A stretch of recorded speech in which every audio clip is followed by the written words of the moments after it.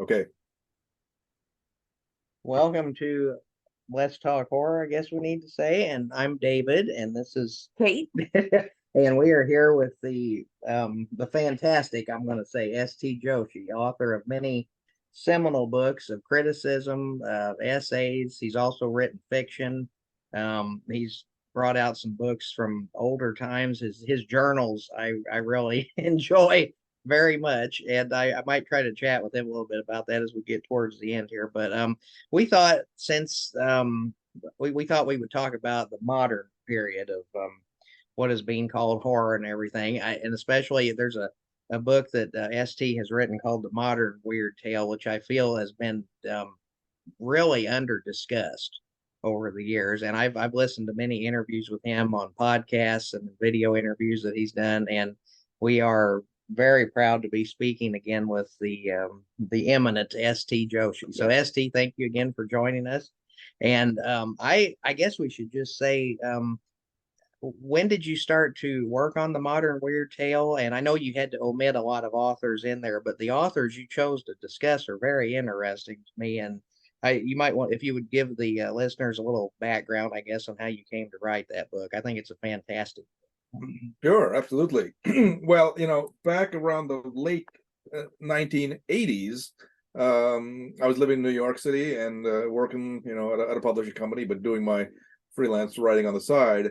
I had written a book called The Weird Tale, which, quite frankly, I still think is one of my better books, and I hope other people think so. But that covered this tremendously fertile period of basically like 1880 to 1940, which a number of scholars have referred to as like the golden age of weird writing. Arthur Mack and Ambrose Bierce, Lord Dunsany, Algernon Blackwood, and then of course culminating with Lovecraft, who sort of summarize a lot of those trends that those other writers embodied.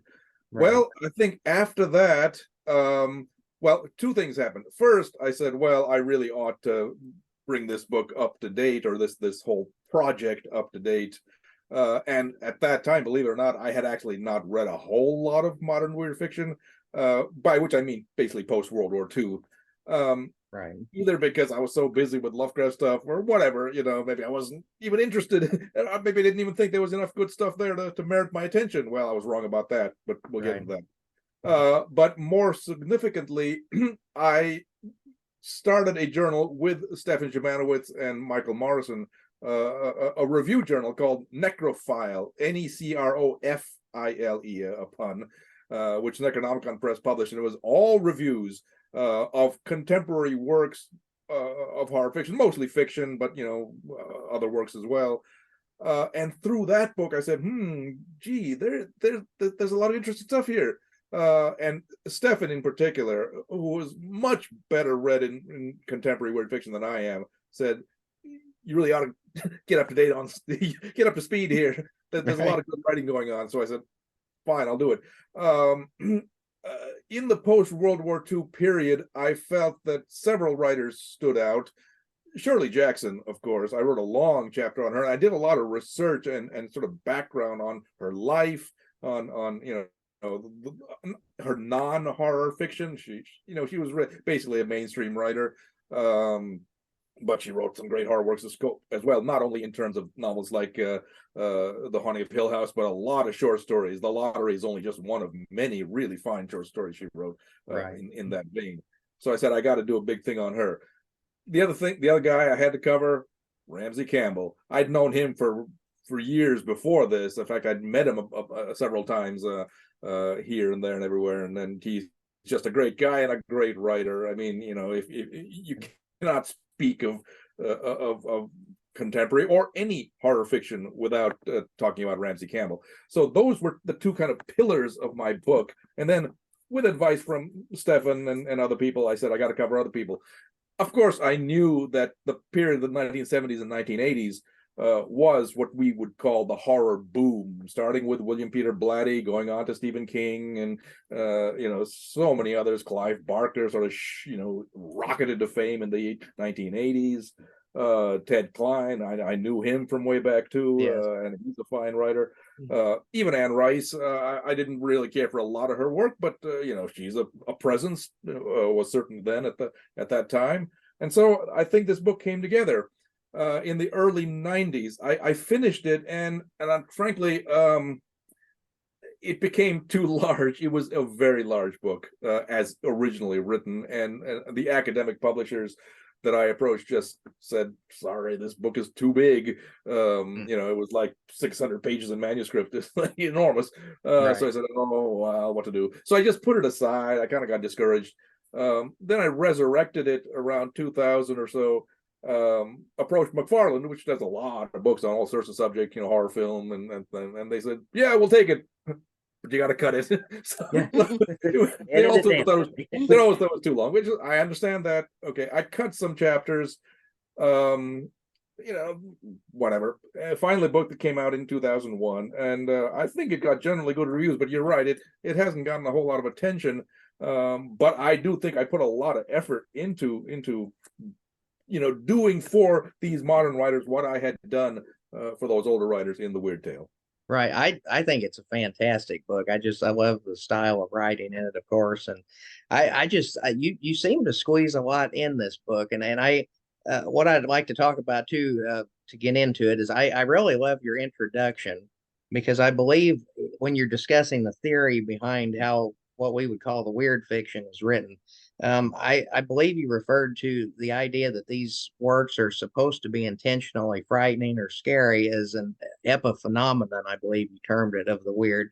And I thought you might want to talk a little bit about that. Like how I was intrigued by how you said the foundation of the modern weird writing is flawed, at the conceptual level. And I agree with you on that for the most part. Yeah, what I maintained in the Weird Tale of dealing with those older writers is that Yes. the genre really hadn't come together as a genre at that time. Certainly not in the 1880s, 1890s, when people like Bierce and Machen were writing. They were not sitting down and saying, "I am going to write a horror story." They were just writing stories. They Right. happened to be horror or supernatural or fantastic or weird. Lord Dunsany did the same thing. And these authors were treated as mainstream authors. There was no segregation between what we call weird or horror and normal, regular, everyday fiction. Yes. These guys published in standard venues mostly in England. The writers I dealt with mostly English. And Bierce published in newspapers a lot. Poe did the same thing, of course, way back then. And so, yes, I felt that in those authors in particular used the weird as an expression or as a means of expression of their personal philosophies. That was my basic thrust in the Weird Tale. Right. Now, some critics said, well, these authors may be exceptional in doing that, and I think I'm now beginning to think they might be right, because other writers of that period didn't do that to that degree. But that's why those are great writers. That's why we come back to Bierce and Machen and Blackwood and Yes. Lovecraft. Lovecraft is a watershed in the sense that he did seem to feel that he was writing weird fiction as opposed to something else, and also that he was writing at a time, of course, when the magazine Weird Tales began, which I think really did initiate, or at least represent the founding of weird fiction as a distinct genre. Right. That's a good thing in some ways, a bad thing in other ways, because Right. because Weird Tales was a pulp magazine, it tended not to get a lot of recognition from the mainstream press. It didn't entirely was not entirely devoid of attention. It was not totally disregarded by the mainstream community, but it was not Harper's Atlantic Monthly. Let's be Right. honest with it. It was a Not a pulp magazine. not a slick magazine. Exactly. Yeah. I mean, it didn't pay. The Slicks paid an enormous. I mean, Saturday Evening Post paid incredible. You'd get like $1,200 for a story, which in Yeah. 1923, 24 was a fabulous amount of money. It Good was a huge amount, amount of money. Lovecraft would get a penny a word. The most he ever got for a single story was $350 for The Whisper in Darkness. A long story, admittedly, but Yeah. that's it. A penny a word. And so the only way you could make a living at that time in the pulps was to write in quantity, and of course Lovecraft never did, which is why he was poverty stricken. Right. But so when, in fact, I later came to understand that all the genres that we recognize, horror fiction, weird fiction, romance, the Western, all these things came to be through and by means of the pulp magazines. Um, Later on, some of these genres worked successfully in paperbacks, and even in some in hardcover. Others didn't. Weird fiction never really had that kind of popularity. Detective fiction certainly did. Science fiction certainly did. Right. So when you get to the modern era, specifically from like the 1970s onward, people are now specifically conscious of writing in the weird tradition. And what happens is that they rely upon fairly standard tropes, the haunted house, the werewolf, the witch, whatever, vampire, Yeah. uh, as such, because they know they'll get a response from readers, or at least they hope they will. And therefore, they don't necessarily infuse their own personal philosophy or personal outlook on life as much as previous writers did. I don't say that they entirely exclude it, but it's when a genre becomes a genre, it develops its own formulas and modes of writing that people just fall into without having a whole lot of investment in it, because and to say I am writing a horror story is kind of limiting. You're not saying I am writing a story that I feel deeply about. I mean, some do, some don't. And that is a problem. That is why there was so much bad stuff coming out in the 70s and 80s, because people said, hey, this stuff is selling like hotcakes. Let me just try to write something. Right. Exactly the attitude that the old pulp writers did. When they saw there were 300 pulp magazines of all different sorts in the 20s and 30s, in an enormous market, although poorly paying. And so you had writers who systematically tailored their work to those to the specific markets they were writing about. That is hack work in the purest and most literal sense of the term. Right. It may not be a critical judgment, although usually it is. Most that kind of stuff does not survive and does not deserve to survive. Right. Much of the stuff from the 1970s and 80s does not deserve to survive and has already been forgotten, mercifully. Right. So there you are. So that's the difference, I think, between the older school of what we retrospectively call weird fiction, from the the book that I called The Weird Tale, and the modern weird tale. So there you are. Kate's got an inquiry, I think, before I go on. Yeah. No, mine is kind of because I know that, and I believe that COVID played a large part in this, but horror fiction. I can't hear her so well. Yeah. Oh, can you hear me better now? Am I? Yeah, that's better. Okay, talk a little bit louder. Horror fiction is experiencing another boom in publishing. Like, I talked to a rep with Soho Press at the last conference I was at, and they are getting into the horror market, reissuing Sarah Grant's Come Closer. And do you think that we're headed for another kind of situation like we had in the 70s and 80s, where the market is going to become saturated and just a lot of people trying to capitalize on that? Are there horror writers today that stand out to you? Oh, well, there are two separate questions here, and then the second one is an enormous question. Okay. In all honesty, I don't think we'll have a boom of the sort that we had in the 70s, 80s. Let's be honest, even Stephen King, who's still writing, God bless him.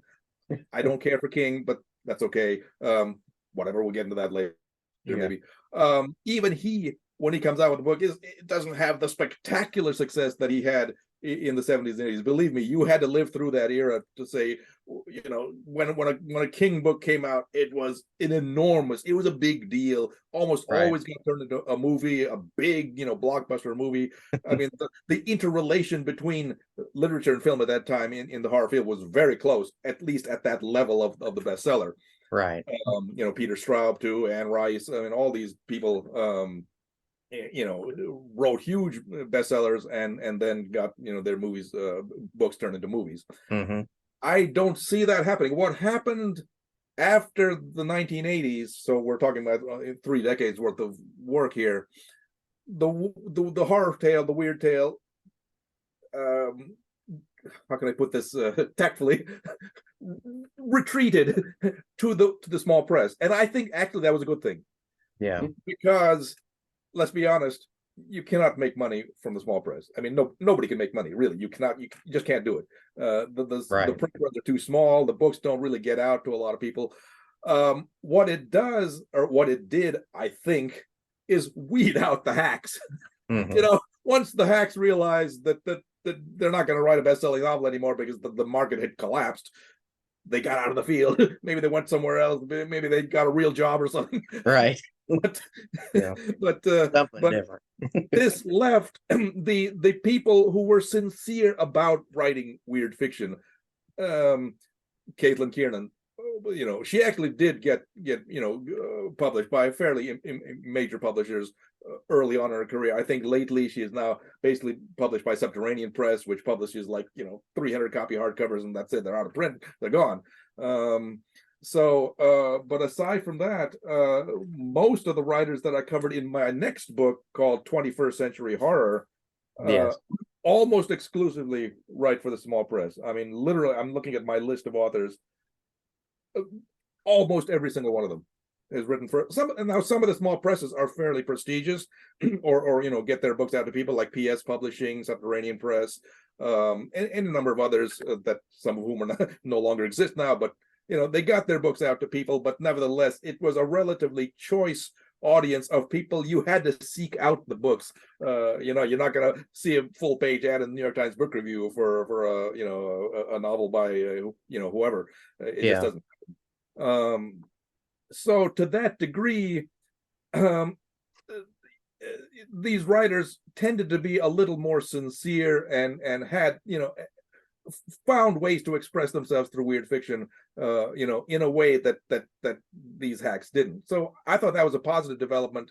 I mean, there's a lot of bad writing, but there always is. I mean, you can't avoid that. But it's easier, I think, too, ST, to jump in there. I think it's easier to weed out when you're getting poorer quality stuff when you have a smaller field than it would be if you had all these hacks, jumping on the band. I think it's probably more of a case of, we're talking about like the advertising industry and the farthest ends of like capitalist concerns, as opposed to people who really understand the philosophy of even weird fiction and how to they have a purpose behind the writing.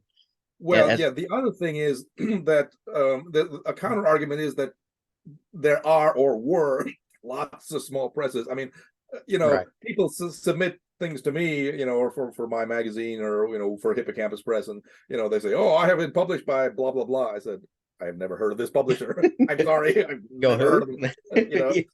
There's so many little things out there, and maybe they're self-published for all I know. Who knows? It's very easy to self-publish. God knows I've self-published some of my stuff that I don't want to burden other publishers with, because they're just Right. personal things, like my journals, for example. Yeah. I would never inflict that project on any real publisher. Let's be honest, that pure egotism. That's okay. I do like them a lot, though. I thought they're revealing. If anybody cares about me, they're very revealing. But they are. They help you become an ST Joshi expert. Yeah, I think those journals absolutely. do. But anyway, they're very good. Yeah, so there's that too. There are lots of writers out there. I mean, people send stuff to me all the time. So I'm sorry, I've never heard of you. Who are you? And yet you have some of these publishing credits. So you must be doing something. But so it can be hard to weed through the stuff, because, as I say, I don't think there are a whole lot of review venues. Where is the what is the term? The curating of this stuff. How do you weed stuff out? Hippocampus does still publish a review journal called Dead Reckonings. I edited or co-edited the first 10 issues. Now other people have taken on, but it only comes out twice a year, and we can't review more than a small number of things in the field. Reader reviews from Amazon are totally unreliable. You can bet on that, because they're just written by friends or whoever. Yeah. So it is 5 hard, stars. and books like the modern weird, or like 20th century horror. Well, I'll tell you. Let me go into that story a bit. Mm-hmm. I wrote this book. I think it was published in 2018, and I wrote this book over the last couple of years before that.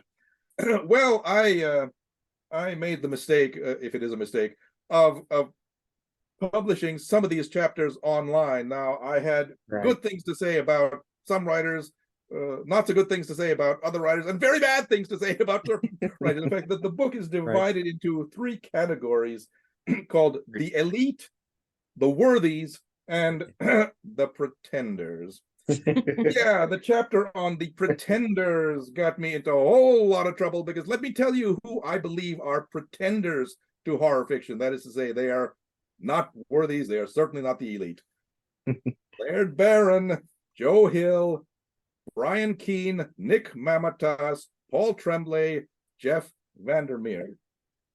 Big name writers, some of them, many of them, and with lots of followings by people who do not like anybody who displays the least bit of disfavor of them. Boy, I got showered with abuse, especially from the Vandermeer fans. They really didn't like what I said about him. But as a result of that, let me tell you, even the small presses that I work with habitually got scared off. They say, we cannot publish this book. It's too incendiary, in their opinion. We'll just get showered with abuse. Sorry. So I said, okay, fine. I have my own little self-publishing imprint called Sarnath Press. I've been doing it. I did lots of Bierce and Mencken books, just stuff that, again, that I don't want to burden other people with. That's who I publish my journals that way. So I said, all right, I will do it myself. And I did. I have no idea how well this book is sold. Maybe it sold 3 copies. I don't care. I've got a copy. You can read it. You can let me borrow it. Oh, I know. So, well, anyway, so that's what I had to do. We have reached a stage where certain writers, or at least not so much the writers themselves, but their followers, do not take criticism well. That is very bad. Maybe I was a little harsh. Maybe I was even sort of satirical. In fact, I wrote an article for Dead Reckonings on what I called the theory and practice of satirical criticism. I have read way too much of Ambrose Bierce and way too much of H.L. Mencken, and I really channeled those authors. They knew how to skewer people, and I try to follow that example, because, quite frankly, I think some people deserve skewering. Let's be honest. Not everybody's a top flight writer. And some people who have a reputation of being top flight writers are not top flight writers and need to be shown that they are not top flight writers. I'm sorry. Right. That is what criticism is for. And that's what I try to do. And see, I don't understand. I mean, I guess they're afraid. I come from a totally different perspective, because I feel like you need criticism to even begin to understand the literature. I don't understand why they feel like you're scaring people off from buying their books or something. I mean, it's totally. Well, as I say, I mean, believe me, I don't know how to count for this.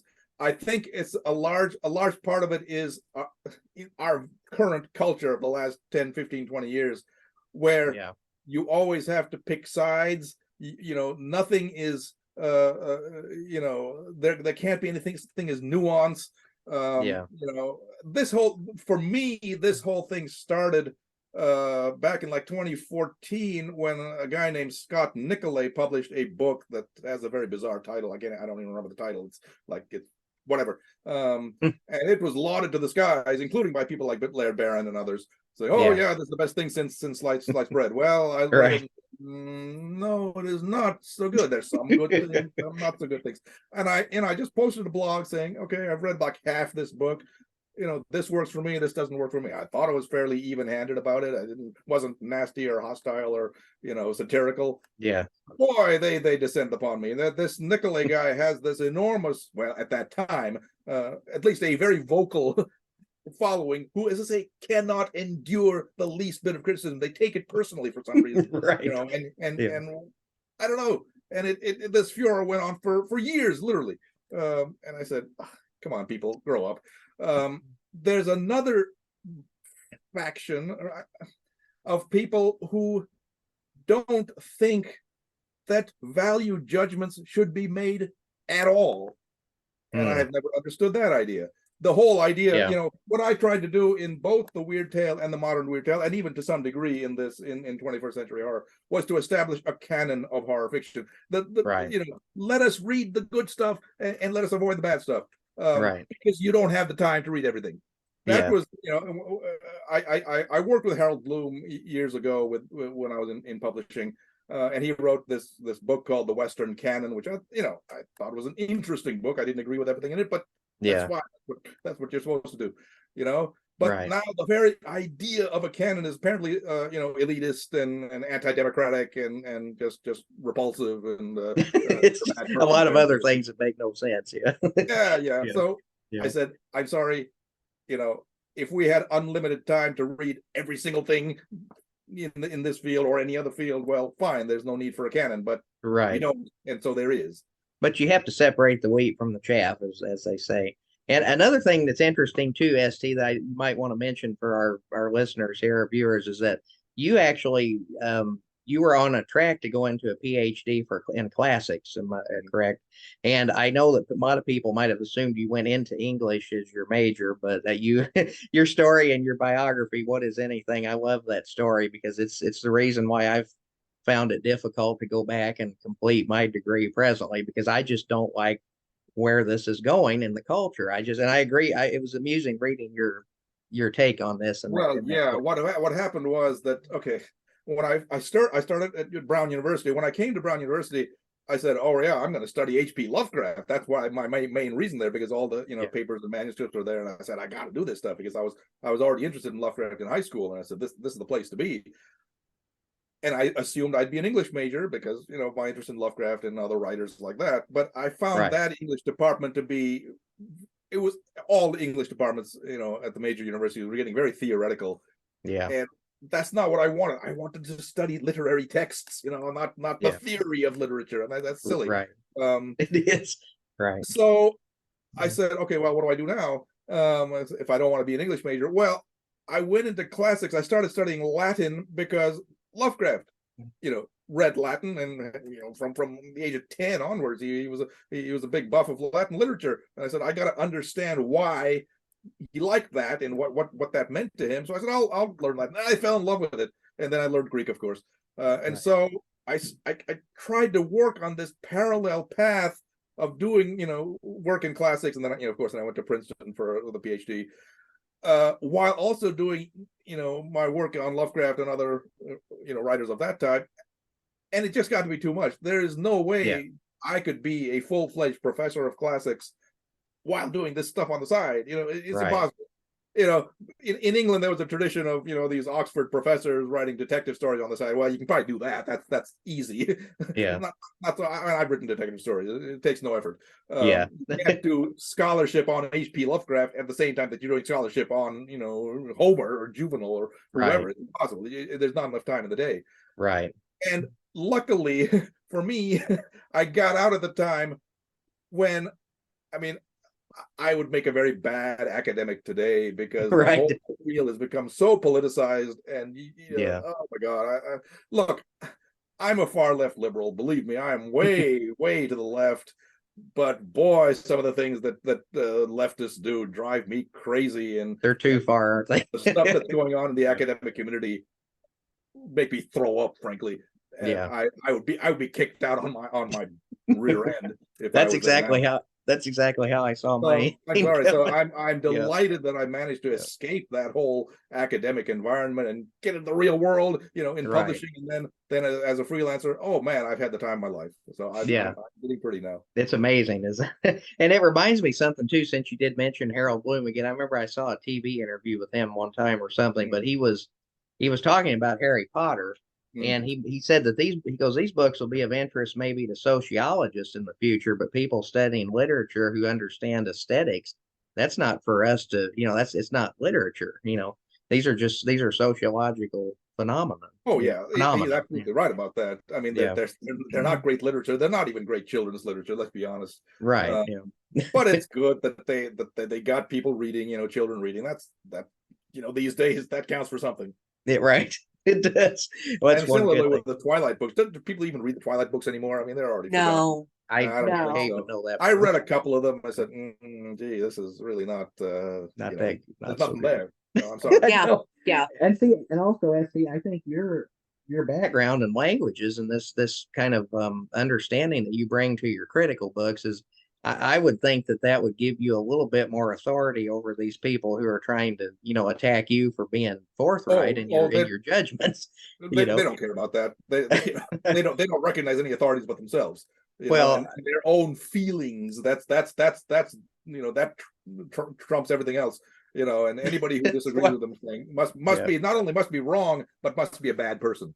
Right. And that's the fatal flaw that lots of people make. You're not just wrong, you are evil somehow. Like, how do you combat that? It's a very bad attitude. And now I don't engage that much anymore. Sometimes I just throw out little incendiary things just to see what the response is. But generally it's, right. I wouldn't say I've mellowed, but I just said, I'm not going to engage in you people anymore. Right. Yeah. Well, it seems like it's such a waste of time, too. Yeah. But to get back to the modern weird tale before we get too far off there, but the chapter that you wrote on William Peter Blatty, I thought was fascinating because there is not a lot of doesn't seem to me to be a lot of critical work on William Peter Blatty's novels. And I think it's principally because, if he had not written The Exorcist, he would not be William Peter Blatty, I don't think. But I know your reaction to that book is sort of lukewarm also. And do you have anything you'd like to talk about in relation to his work? Because I think he kind of started this modern, what we see as the contemporary trend in horror. Well, okay. Actually, I admire The Exorcist as a horror novel. The thing is that Blatty didn't write it as such. Right. I mean, look, I hope most people know I'm an atheist. I hope I don't just bring that into everything I talk about. I shouldn't. I mean, that's not relevant in a lot of contexts. But when I was reading Blatty, I was struck, and reading what few little bits about Blatty I could find, the interviews and whatnot. I said, this guy is not merely a Catholic. He is writing to convert people. Right. I mean, that is so obvious that was his intention. And the irony for him is that people read this book as a great horror novel, which indeed it is. It's a very fine horror novel. Right. But they missed all the religious stuff and the idea that all that was happening in this book was really meant as a validation of Christianity or Catholicism or whatever. Right. It went all over their heads. I mean, and Blatty was infuriated, especially when the film came out of '73, which basically I wouldn't say cut it all out, but it certainly didn't emphasize it. And Blatty didn't like that film, I understand. Yeah. But and so when Stephen King later on, apparently he met Blatty and said, you're sort of my father, he says, because Blatty did write what could be a sort of foundational text for the modern horror story, at least the best-selling horror story. Right. But I think Blatty was sort of uncomfortable in that role. I mean, he didn't, he wanted his religion to come out and be at the forefront, and it never happened. So I mean, I sort of feel sorry for the guy because the purpose of his writing was sort of overwhelmed by all the blood and guts and stuff. Right. Exactly. But whatever. I should also point out again, I lived through this period. Remember, I was a teenager, but right. William Peter Blatty was not alone. Remember, there were people. Thomas Tryon. I wrote about Thomas Tryon in the Modern. Yeah, The Other. Oh man, outstanding writer. Those two novels, The Other and Harvest Home, they are masterworks. They are flawless. They actually come pretty close to being high literature. He was an actor apparently, and then he turned to writing. I don't like some of the other stuff he wrote after that, but those two books, oh man, they will live and deserve to live.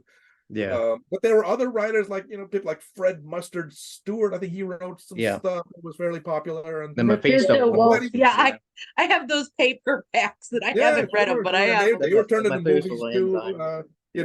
So there was all this stuff going on. Actually, the real founder, in a sense, of the horror of modern horror fiction is Ira Levin. Yeah. With Rosemary's Baby, because Rosemary's Baby came out in '67, was a bestseller, turned into a movie by Polanski the next year. That was enormous. See, and that initiated this nexus of literature and film. Literature, I use the word advisedly. Yeah, right. But let's be Popular honest. books.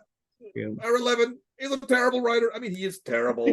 I mean, this guy, oh man, he's just awful.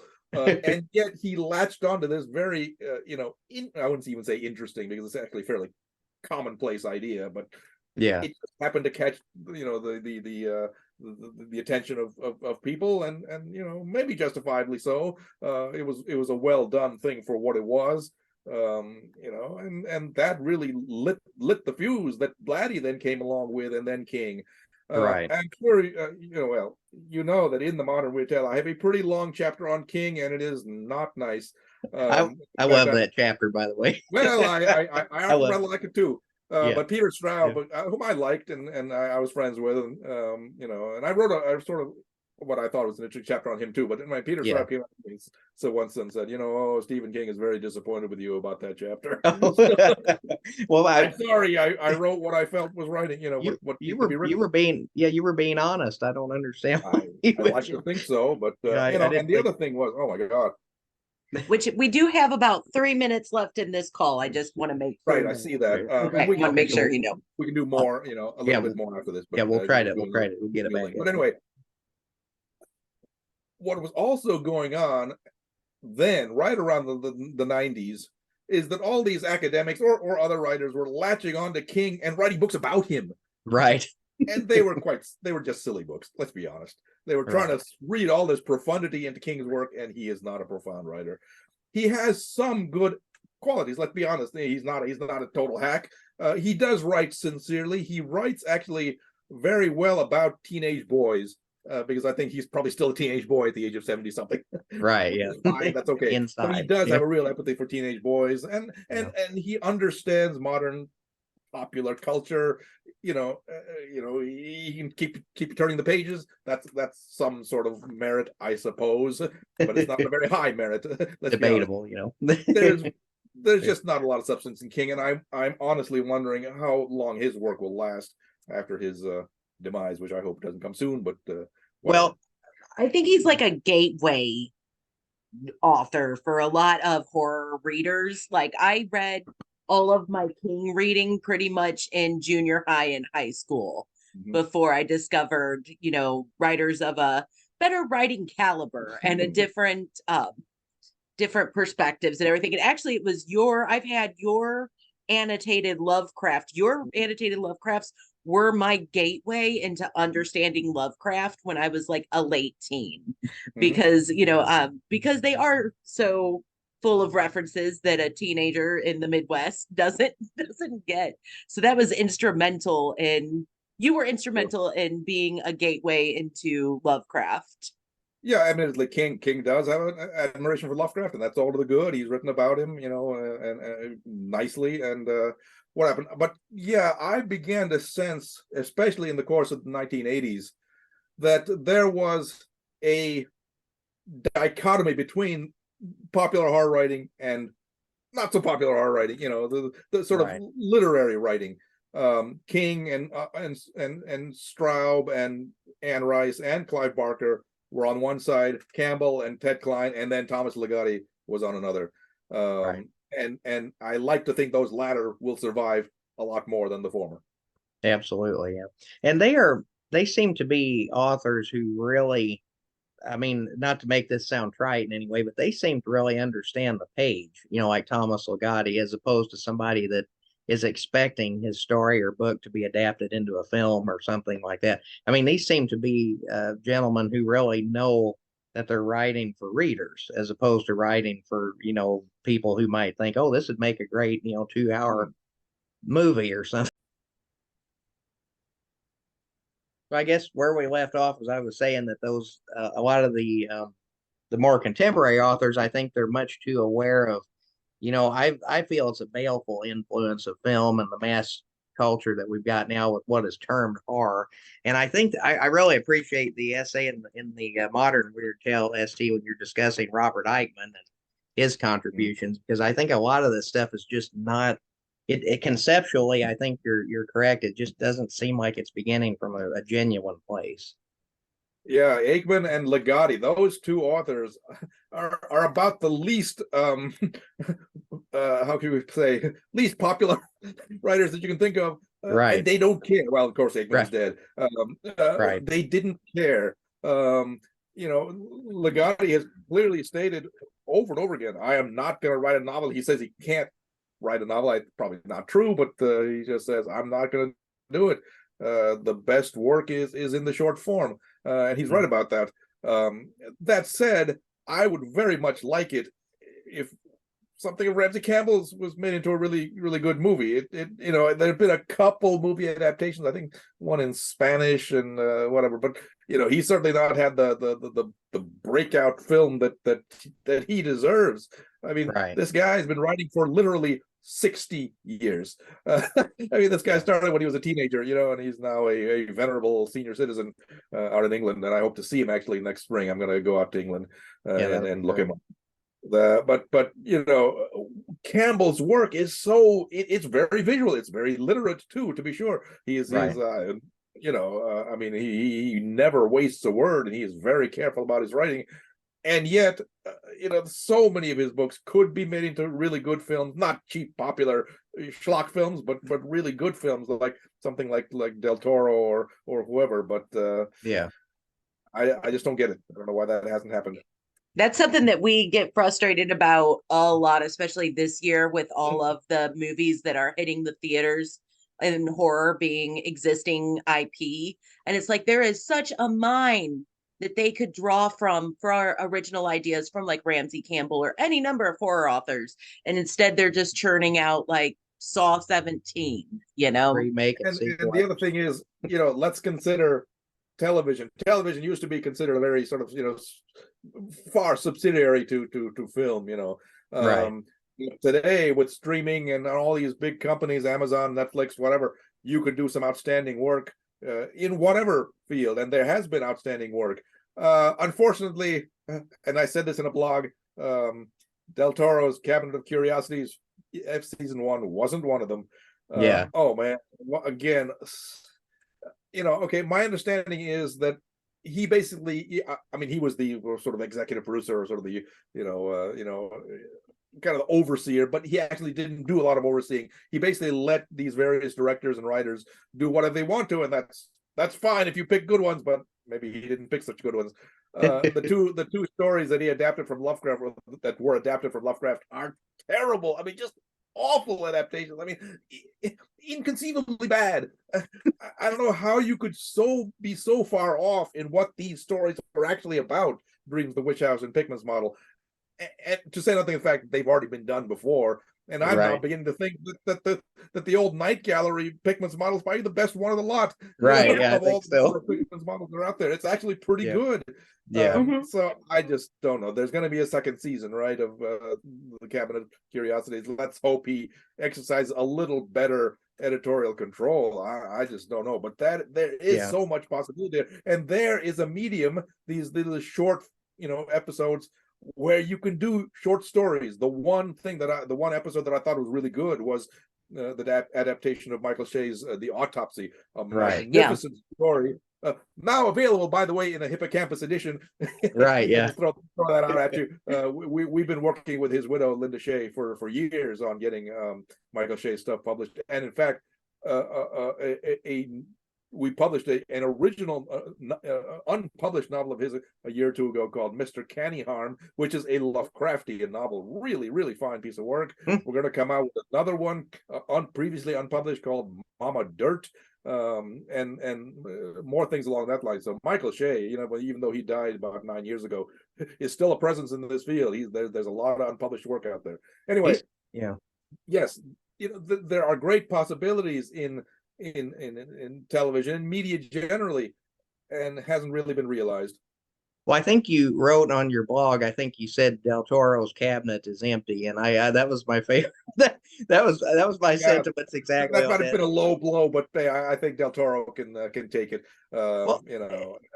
And he was obviously he's obviously a really big fan of Rod Serling's Night Gallery. He's clearly trying to take off on that format. And that is a great format for doing those kinds of. It is, but in my judgment, Del Toro doesn't quite have the charisma of Serling.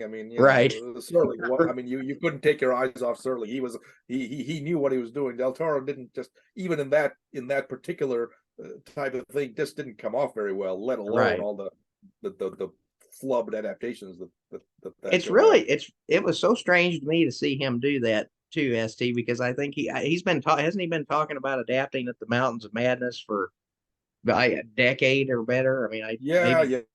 Yeah, you know, okay, the long story was a very long story. We won't go into it, but yeah, he thought of this idea. James Cameron was going to be the producer, and I think they came to, I think it was either Paramount or Universal. I think it was Paramount. Anyway, um, sounds right. and they said, "Oh, well, we can do this film for 150 million." Well, it was going to be an R-rated film, and Uh-oh. Paramount says, "You know, you're going to cut out a big part of the audience, which is like basically 14 to 19-year-olds." That's at that time. This is pre-COVID. You know, are the ones Yeah. those are the people who actually go to the theaters and see films. Right. And they said, no, we cannot give you that much money for an R-rated film. And the film does not have to be R-rated. I mean, holy mackerel! At the Mountains of Madness, there's no sex, there's no nothing. You know, it's just blood and guts, I suppose, if you want to go that way. But that you don't even have to do that. Mm-hmm. So much of Lovecraft is mental, is psychological. I was just I did a podcast just yesterday with this guy saying, boy, I would love to see the day when somebody adapts a Lovecraft story and never shows the monster. Oh, Right. man, wouldn't that What be a concept. it could be it could be tremendous. I mean, it could be a big flub too, but it could, if somebody really capable could do something like that, that would be fabulous. But Yeah. do not expect that to happen, because TV people and movie people say you got to show the monster. So It's like, oh. But it's interesting to me too, not to keep going off on this, but it's interesting how many adaptations there have been of Lovecraft stories. I mean, most of them are not terribly good, but it's interesting how many of his stories have, allegedly been adapted. Oh, you look at imdb.com. Oh man, the Yeah. list of Lovecraft stories, there's Goes on and on. hundreds and hundreds of them. Now, admittedly, a lot of them are short films, but that's not so bad, because I just came back last week from the HP Lovecraft Film Festival in Portland. Every year they have it, and the best segments, believe me, are these blocks of short films. I was joking with this guy yesterday. He says, I thought the best film that I ever saw, I didn't see all the films, of course, it's impossible. The best film I saw was a little thing called Night Gaunts, which is simply some guy reading that poem Night Gaunts with some interesting, imagery there. Oh, that's interesting. The film was 1 minute long. 1 minute long, but it was really good. That's it great. Was really good. Hey, that Like counts. That That's done, Yeah. Whatever. That's interesting though too. But and I think who else is in the book that's where, I mean, it's the chapter you did do on Thomas Tryon was very interesting, I thought too, when those two novels, and it really paints a picture of some authors who were going to take the genre into a much more esteemed place. And then I think when Stephen King came along, I think it just everything really took a turn towards the mundane, and it became more of a populist form, and it's very and I could have written about people like Michael McDowell, and there was so many. I mean, some of these people have done good work, but most of them were just riding the coattails of King and hoping not to write a good book, but write a best-selling book. Right. And that is there's a difference. Always a bad attitude to have. Right.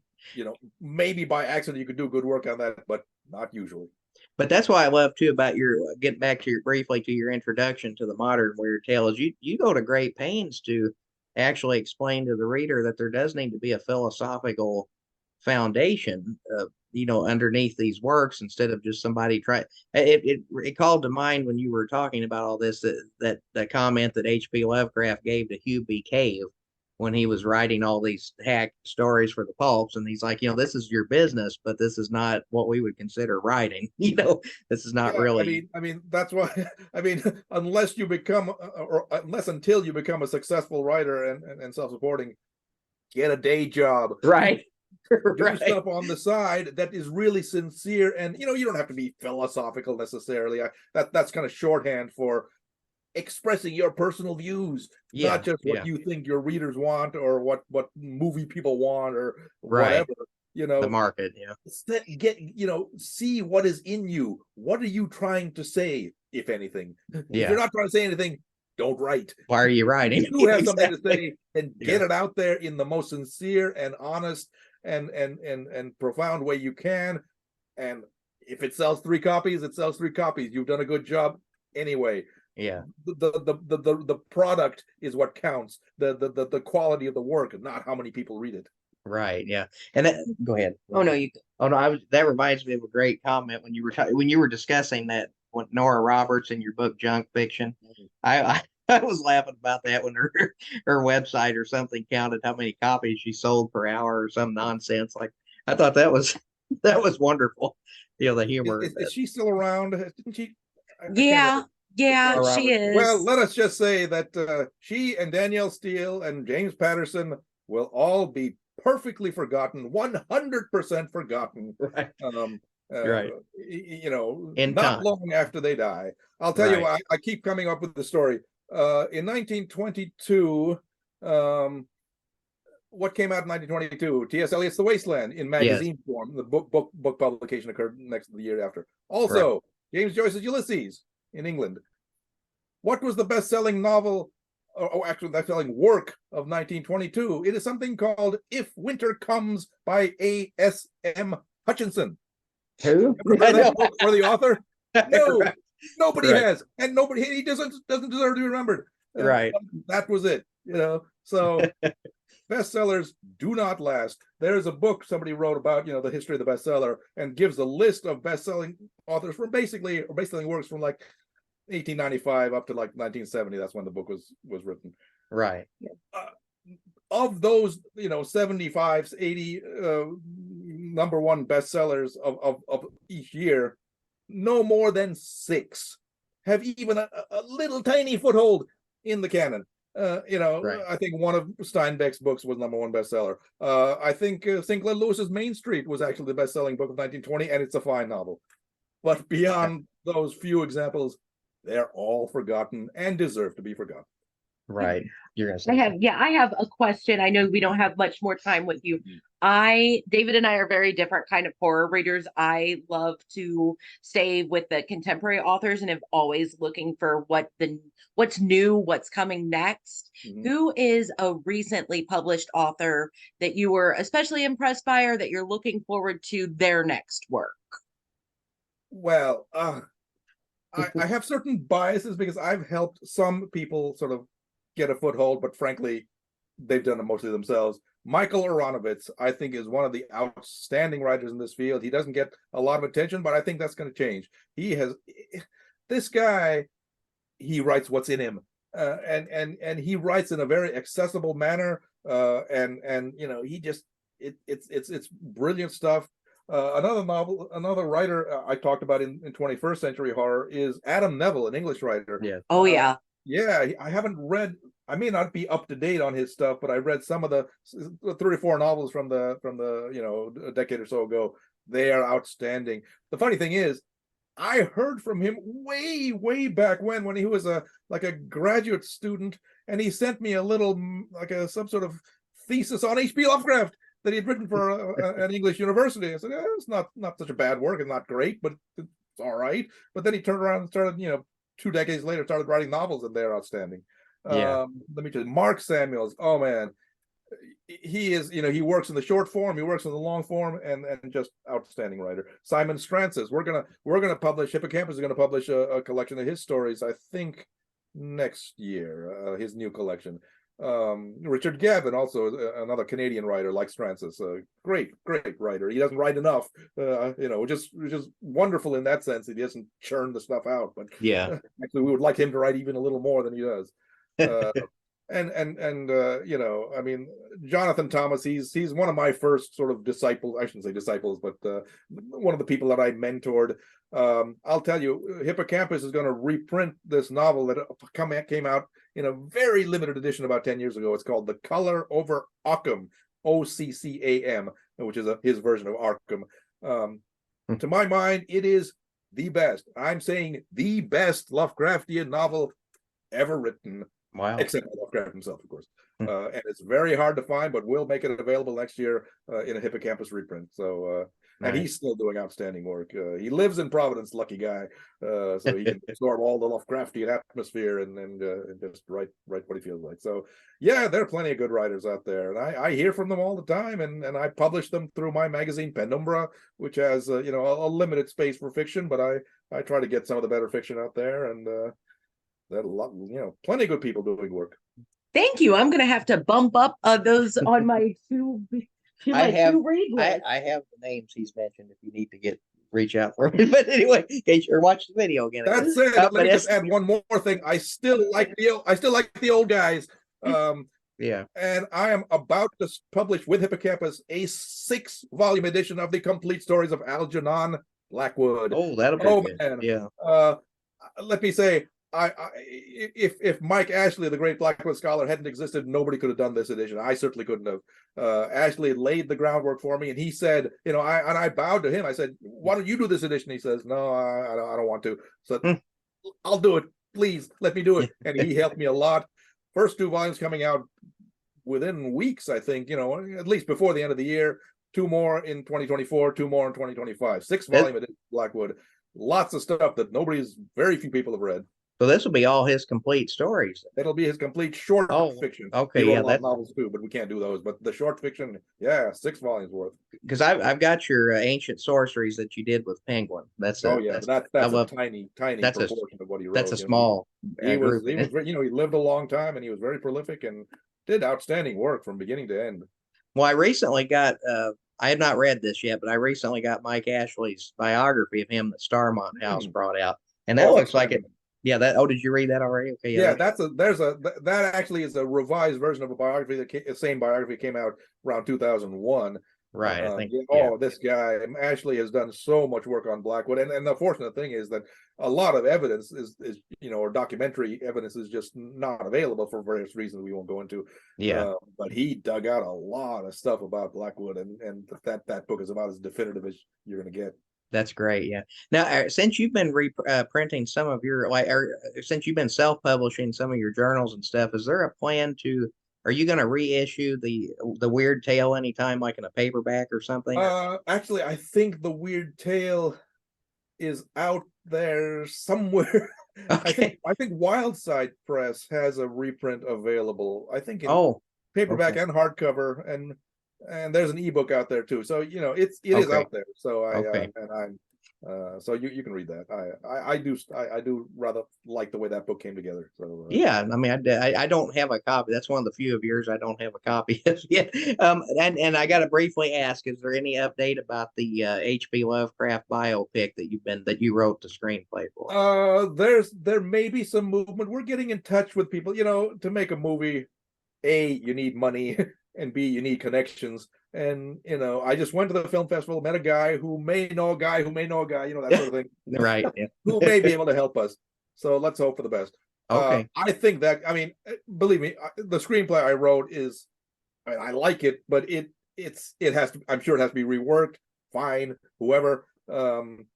But it could be a really good thing, and you know, it do you have really humanize Lovecraft in a way that he hasn't been before. So right. Do you think would you might publish that in case it does, or eventually, or something? Yeah, I would like to get the screenplay out there and let people make what they want of it. So that may happen too. It sounds like you wrote it pretty quickly, so you knew what you were wanting to get in there. Yeah, I had it all in my mind. I mean, I'm not an experienced screenplay person, but the draft that somebody else wrote was shall we say, not adequate, but at least it gave me the formatting, and I kind of figured out how to write a screenplay, and I just threw it out there, and the guy I'm working with, he sort of refashioned it, and I kept adding little segments to it, and so it could be like an hour and a half, even closer to 2-hour film. I really think, you know, it could be really good if we get a really good person to play Lovecraft and somebody plays Sonia. Those are the 2 main characters. Lots of other of the Lovecraft circle are in there, you know, and it could be like, you know, that great film, The Whole Wide World, for Robert Howard. Right. Let's hope. We'll see what happens. And do you have anything else you want to ask her? No, okay. And I think lastly, ST, I also say that your book, Driven to Madness with Fright, in case anybody has not read that, I love that whole, I mean, your arguments in there are really worked out. And I think that's great fun to read that. I mean, especially about that book called the Derleth Mythos, or that, Mhm. I mean, that's just, those are some wonderfully amusing. Well, yeah, I guess a collection of my reviews, but Yeah. yeah, I could sort of really skewer people. I don't do that kind of thing, generally speaking, anymore. Every now and then I come out with something that pokes somebody in the butt, but Right. generally I stay away from that sort of thing now. Well, it's genuinely enjoyable to read those. They are great fun, and your journals too. I really, I mean, I, like you said, I don't know how many people have purchased those or whatever, but Yeah, they make for they're out fascinating. there in 3 volumes, and I'll tell you, they go from the age of 16 to the age of 29, roughly. That's when I just sort of stopped, and I'll tell you, they in some ways they're sort of unrecognizable. I was a very tormented youth, I just I didn't know what I was doing, and I didn't know, oh, I was full of all these all this angst and things like that. So which Right. is now completely foreign to my temperament. I'm just a Right. comfortable fat But that, elder statesman, or elder, senior citizen, and having a good right. time out here in Seattle. And but I hope people find that sort of interesting. Well, I just love the way, learning about your educational experiences and your process of learning how to read these guys, and it's an amazing series of. Well, I'm glad somebody likes it. That's Yeah, I mean, it is really good. So I have to say that. So, ST Joshi, thank you so much for joining us. That was an amazing talk as always. And we appreciate you giving us your time and sharing your expertise. We hope we can do it again. Eventually we'll find some other topics to bring up and put out there for our listeners and viewers. absolutely. I had a great time. Yes. Yeah. Thank you so Thank much. you so much. Always great. Yeah.